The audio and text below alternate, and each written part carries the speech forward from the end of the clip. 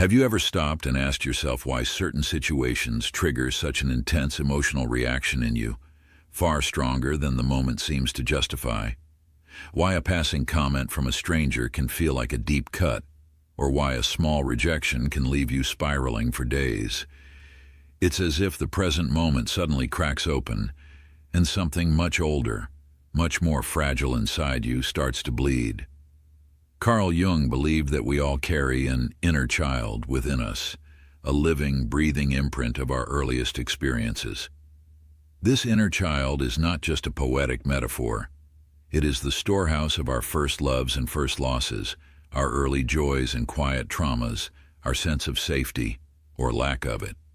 And while we grow taller, learn new words, collect achievements, and wear the masks that adulthood demands, that child never truly goes away. It waits, it watches, it remembers. Sometimes the wound is obvious, born from events so painful that we can name them in an instant. Other times it is quiet and invisible, formed not from what happened but from what never did. Maybe no one came to comfort you when you cried. Maybe your joy was met with indifference. Maybe you learned far too young that it was safer to stay small, to stay silent, to not ask for too much. Jung would tell us that these moments are not just memories. They become patterns, and patterns once etched into the psyche will repeat themselves until we finally see them for what they are. Think about the relationships you've chosen, the arguments that keep circling back to the same point, the opportunities you've avoided not because you didn't want them but because something in you whispered, "Don't risk it, don't be seen." This is the inner child's voice, still trying to protect you from the dangers it once knew. But in doing so, it can keep you from living fully now. Jung's work invites us to turn inward and listen, to approach that inner child not as a problem to be fixed, but as a part of ourselves that has been waiting for our attention. He would say that the path to individuation, the process of becoming whole, requires us to walk back into those early rooms of our life and see what we left behind there. We are not meant to exile our wounded parts. We are meant to reclaim them. This is not easy work. The ego prefers the familiar. It would rather replay the same story over and over than risk rewriting it. But if we are to grow, truly grow, we must step into the discomfort of meeting the child we once were. We must ask, what did you need that you never received? What did you learn to fear that might no longer be dangerous? What dreams did you bury so deep you forgot they were yours? In daily life, this means catching the small moments where the past bleeds into the present, that flash of anger when your opinion is dismissed, that tightening in your chest when someone raises their voice, the hollow ache after being overlooked. These are not random feelings, they are echoes. And if you lean in, if you are willing to sit with them without judgment, you might hear the child's story beneath the noise. Jung warned that what we do not make conscious will rule our lives from the shadows. The childhood wound is a master of disguise. It can wear the mask of ambition, perfectionism, detachment, even humor. It hides not because it is malicious, but because it learned long ago that hiding was safer than being hurt again. The tragedy is that in hiding, it also hides us from ourselves. And so the journey begins not with grand revelations, but with quiet noticing. Pay attention to what makes you flinch, to what makes you withdraw, to what makes you overcompensate. These are the trail markers leading back to the original wound. It's not about blaming your past, it's about understanding it, because until you do, you will keep mistaking the wound for your identity. Imagine meeting that younger version of yourself, not as a ghost of the past, but as a living part of you waiting for the day you'd come back. What would you say? Would you offer them the words they needed but never heard? Would you sit with them in their fear without trying to make it disappear? This is where healing begins, not in erasing the wound, but in letting the child know they are no longer alone. And if you can do that, if you can turn toward what you have avoided, you will start to feel the subtle shift Jung spoke of. Life will no longer be an endless loop of the same lessons in different disguises. Instead, it will become a conversation between who you were and who you are becoming. The wound will no longer control your life from the shadows. It will become a bridge to the deepest parts of your humanity. In the next steps of this journey, we will walk deeper into Jung's vision, into the ways our earliest wounds shape our present relationships, our choices, and even our sense of fate. But for now, just pause, breathe, and ask yourself, when was the last time you truly listened to the child you used to be? The child you used to be is not just a faint memory tucked away in some dusty corner of your mind. It is a living presence that shapes your every interaction, whether you notice it or not. Jung understood this deeply. The past is never truly the past. It is alive in the way you react when someone raises their voice, in the way you shrink from opportunities, in the way you reach for love or push it away. When the inner child remains unacknowledged, it will surface in your life through repetition. We repeat what we do not repair. You might find yourself drawn to partners who echo the same emotional distance or criticism you felt as a child. You might repeatedly find yourself in situations where your efforts go unnoticed, where your voice is drowned out, not because the world is conspiring against you, but because something in you unconsciously seeks the familiar. The psyche clings to what it knows, even when it hurts. Jung called this the complex, a cluster of memories, emotions, and beliefs that form around a central wound. The childhood wound is perhaps the most powerful of all complexes because it was formed when we were still wide open to the world, before we had defenses, before we knew how to say, "This is not my fault." A complex acts like an invisible script. It directs our behavior, our choices, our expectations, and until we bring it into the light, we will keep playing the same role without realizing it. It is here that the shadow begins to weave itself into the story. The shadow, in Jung's terms, is the part of us that holds everything we have disowned, our anger, our longing, our vulnerability, even our joy if it was ever unsafe to show it. Much of the shadow is formed in childhood when we learn which parts of us are acceptable and which are not. A child who was punished for speaking up might grow into an adult who prides themselves on being easygoing, but secretly carries a shadow full of unspoken resentment. A child who learned love was conditional might grow into an adult who gives endlessly, hoping to earn what they never received, while burying the bitterness that grows when it never comes. Facing the shadow is not an act of violence against ourselves, it is an act of compassion. It means saying to that hidden part, "I see you. You were right to protect me then, but you don't have to keep doing it now." This is the conversation the ego often resists. It is far easier to project the shadow onto others, to see them as the problem, than to admit that the battlefield is inside. Consider how the childhood wound affects the way you love. When you fear abandonment, you may cling too tightly, pushing the other person away. When you expect rejection, you may keep people at arm's length to avoid the pain of being left.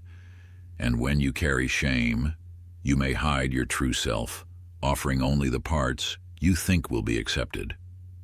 Jung would say that until we integrate the wound, we are not loving others as they are. We are loving through the filter of our past.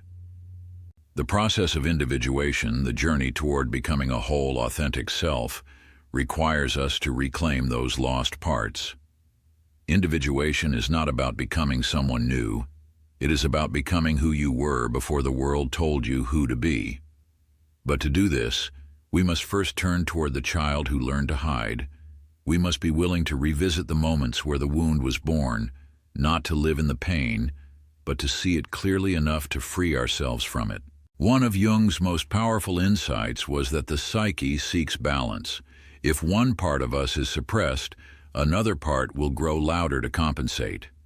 If we bury our need for connection, we might become overly independent, insisting we don't need anyone, while secretly longing for the intimacy we deny ourselves. If we hide our anger, it might leak out as sarcasm, passive aggression, or even illness. The childhood wound distorts this balance because it teaches us to see certain emotions as dangerous. Healing begins when we allow ourselves to feel what we have long avoided. Practical work often begins in the smallest moments. Notice the next time you feel a surge of emotion that seems disproportionate to the situation. Instead of dismissing it, pause and ask, "What does this remind me of?" You might find that the irritation with your coworker echoes the helplessness you felt when a parent ignored your needs. You might realize that the shame you feel after making a mistake is the same shame you felt as a child when you were scolded for trying and failing. These connections are not always immediate, but the more you ask, the more the threads appear. Dreams can be another powerful doorway. Jung saw dreams as the language of the unconscious, a direct line to the parts of ourselves we cannot see in daylight. The inner child often appears in dreams, sometimes literally as a younger version of yourself, sometimes symbolically as a small animal, a fragile object, or a vulnerable figure you feel compelled to protect. Pay attention to these images. They are not random. They are the psyche's way of reminding you that the wound is still alive, still asking for your care. Synchronicities, those meaningful coincidences Jung described, often arise when we begin this work. You might overhear a conversation that mirrors your own struggle, or a book might fall open to a passage that speaks directly to your wound. These moments are not magic tricks. They are signs that your inner and outer worlds are beginning to align, that you are paying attention in a new way. The more you notice, the more they seem to appear. Of course, there is fear in this process. The wound has been with you for so long that it may feel like part of your identity. Who will you be without it? Jung would reassure you, you will not lose yourself, you will find more of yourself. The parts you thought were gone, your spontaneity, your playfulness, your trust, are not lost forever. They are waiting behind the wound, ready to return when they know it is safe. Healing does not erase the past. It changes your relationship to it. The events that hurt you may never make sense in the way you wish they would, but they can lose their power to dictate your choices. The inner child can grow, not into an adult, but into a part of your whole self that is no longer trapped in time. And as you do this work, you may notice something unexpected: compassion, not just for yourself, but for others. You begin to see that everyone is carrying their own child within them, with their own wounds and defenses. This doesn't excuse hurtful behavior, but it can soften the sharp edges of judgment. It allows you to respond from a place of understanding rather than reaction. In this way, the work of healing your childhood wound is not selfish. It is an act of service. Because the more whole you become, the more you can bring that wholeness into the world. You stop repeating the cycles of harm, and you start creating something different, something that might just become someone else's safe place. And so we arrive at the edge of the deeper work, meeting the wound not as an enemy but as a guide. In the next stage, we will explore how to actively build a relationship with your inner child, one based on trust, safety, and truth, and how this relationship can transform the way you live, love, and see yourself. The journey is not over. In many ways, it is only beginning. The journey toward healing your childhood wound is, in truth, the journey toward building an entirely new relationship with yourself. Up until now, much of your life may have been spent trying to outrun that wounded part, covering it with achievements, hiding it behind humor, numbing it with distractions, or drowning it in the constant noise of modern life. But at some point, running becomes exhausting. Jung understood that what we refuse to face will not disappear.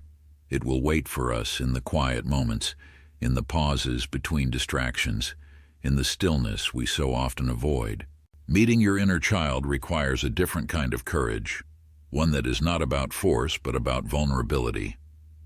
It means showing up without an agenda to fix anything, and instead saying, "I'm here, I'm listening." The wounded child is cautious, and rightly so. It has learned over years that its feelings may not be safe to express. At first, it might not believe your sincerity, but healing is not a single moment of breakthrough. It is a slow, steady accumulation of trust. Jung would tell us that the psyche is self-regulating. When we make space for what we have avoided, the unconscious will gradually offer up what we are ready to see. This is why pushing too hard can backfire. The wound retreats deeper into hiding if it feels cornered. Instead, imagine your relationship with your inner child as tending a garden. You can't pull on a seedling to make it grow faster. You water it, give it sunlight, and let time do its work. This practice begins with awareness. Notice when you feel small, when your voice catches in your throat, when your shoulders curl inward, when you feel as if you've done something terribly wrong, even though the evidence says otherwise. These are not just bad moods. They are the child surfacing, letting you know something old is stirring. Instead of dismissing it, try to engage it. You might place a hand over your heart and simply acknowledge, "I feel you. I know you're here." For some, writing becomes a powerful tool. Set aside time to journal from the perspective of your inner child. Let them speak freely about their fears, desires, and memories. Don't edit or judge. This is not for anyone else's eyes. Over time, you might be surprised at the clarity that emerges, the specific moments that rise to the surface, the truths you've avoided saying aloud even to yourself. For others, visualization can open a door. Close your eyes and picture yourself as you were at a certain age, the moment you know the wound was formed. See what they're wearing, where they are, what expression they hold. Approach them gently. Ask them what they need right now. You might hear words, or you might simply feel an emotion. Your only job is to listen. This is the beginning of reparenting, offering to yourself the safety, love, and validation you may have been missing. Jung would remind us that integrating the wounded child is not about erasing pain, but about giving it a rightful place in your story. Pain that is acknowledged transforms into wisdom. What once was a source of shame becomes a source of connection. You begin to recognize the same patterns in others, and rather than reacting defensively, you can respond with empathy. This is where relationships often begin to shift. The more you care for your inner child, the less you expect others to unconsciously do that job for you. You stop choosing partners solely to heal the old wound because you're tending to it yourself. You stop entering friendships where you feel you must earn your place because you've reclaimed the worth that was always yours. People may notice that you are calmer, more grounded, harder to provoke. What they are really noticing is that you are no longer living entirely in reaction to the past. The process can feel disorienting at first. Without the familiar pull of the wound, you may wonder who you are meant to be now. Jung believed that this is the doorway to individuation, the moment when the self is free to explore possibilities beyond survival. Your energy, once spent maintaining old defenses, becomes available for creativity, curiosity, and authentic connection. You begin to hear the quiet signals of your own soul, what you truly want, what brings you alive, what paths are yours to walk. It is also here that synchronicities tend to multiply. When you start living from a place of alignment, the world seems to respond in kind. You might meet someone who says exactly what you needed to hear, stumble upon a book that mirrors your inner journey, or find yourself in the right place at the right time without knowing why. Jung saw these as signs that the conscious and unconscious are moving together, that you are living more fully in the flow of your own life. But none of this means the wound disappears forever. Healing is not a straight line. Old feelings may resurface, especially in times of stress or change. The difference is that you now have a relationship with the part of you that feels them. You no longer abandon the child when they appear. You sit beside them hand in hand until the storm passes, and each time you do, trust deepens. There is an old paradox here. By making peace with your wounded child, you don't just heal the past, you reshape the future. You begin to create experiences that affirm your worth, your safety, your belonging. You teach your nervous system that it is possible to feel joy without fearing it will be taken away, to love without bracing for loss, to speak without waiting for punishment. So tonight, try a simple practice. Before you go to sleep, sit quietly and breathe. Ask yourself, what part of me have I been ignoring? Listen for whatever arises. It might be a memory, a sensation, an image. Offer it your attention, without rushing to change it. Let your dreams take it from there. The unconscious often continues the conversation while we rest.